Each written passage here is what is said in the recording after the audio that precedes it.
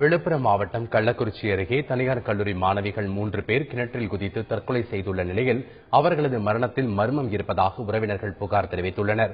இந்த சம்பவம் தொடர்பாக 4 பேரை பிடித்து போலீசார் விசாரணை நடத்தி வரும் நிலையில் தற்போது அந்த கல்லூரிக்கு சீல் வைக்கப்பட்டுள்ளது.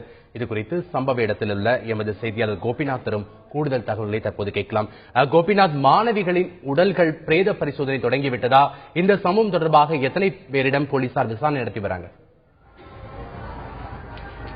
விழுப்புரம் மாவட்டம் கள்ளக்குறிச்சி பக்கத்தில் இருக்கிற தனியார் மருத்துவக் கல்லூரியில் 3 மாணவிகள் நேற்று மாலை அருகில் இருக்கிற ஒரு விவசாய கிணத்துல மூழ்கி அவங்க கிணத்துல குதிச்சு அவங்க தற்கொலை செஞ்சுட்டாங்க. அவங்களோட உடல் விழுப்புரம் அரசு மருத்துவக் கல்லூரி மருத்துவமனையில் தொடர்ந்து இருக்கு. இதுல பாத்தீங்கன்னா காலை முதலே பெற்றோர்கள் ஒரு எதிர்ப்பு தெரிவிச்சாங்க.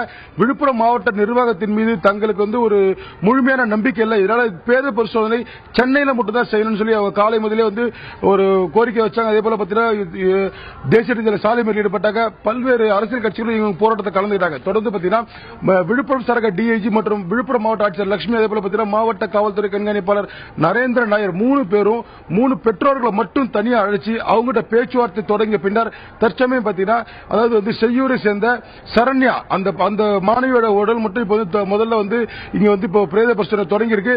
மேலும் பாத்தீங்கன்னா 3 மாணவிகளும் தற்போது அவங்க பிரேத பரிசோதனை செய்யறதுக்கு ஒத்துக்கிட்டதா நம்மளிடையே பாத்தீங்கன்னா காவல்துறை தகவல் தெரிவிச்சிருக்காங்க.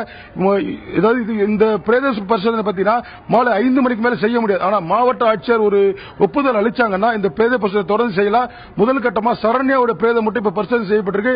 அடுத்தடுத்து 2 பிரேதங்களும் பரிசோதனை செய்து இன்று இரவே பெற்றோர்கள் ஒப்படைக்கப்படும் என மருத்துவக் கல்லூரி நிர்வாகம் அதே போல மாவட்ட ஆட்சியர் தகவல் தெரிவிச்சிருக்காங்க.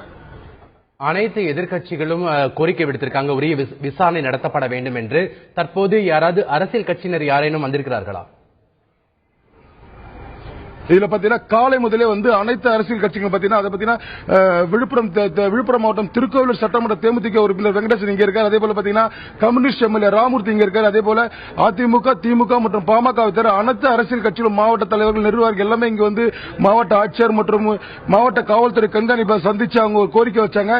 இதுல பாத்தீங்கன்னா உரிய விசாரணை மேற்கொள்ளப்படும் சொல்லி நம்ம மாவட்ட ஆட்சியர் லட்சுமி தகவல் தெரிவிச்சிருக்காங்க. இந்த வழக்கை பொறுத்த வரைக்கும் 4 பேரை பிடித்து தற்போது விசாரணை தொடர்ந்து மேற்கொள்ளவும் 4 பிரிவுகளில் வழக்கு பதிவு செய்யப்பட்டதாக நம்மகிட்ட மாவட்ட ஆட்சியர் லட்சுமி தகவல் தெரிவிச்சிருக்காங்க.